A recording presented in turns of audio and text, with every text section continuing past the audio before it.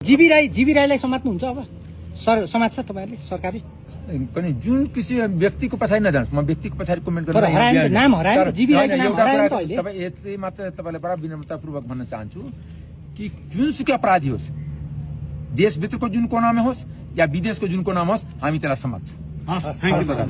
एमालेका सांसदले राष्ट्रसभाको जनमतलाई AI algorithm भनेर भन्नुभएको सेनाको कर्मचारी सबैको तर्फबाट आयो भन्ने छ क्या।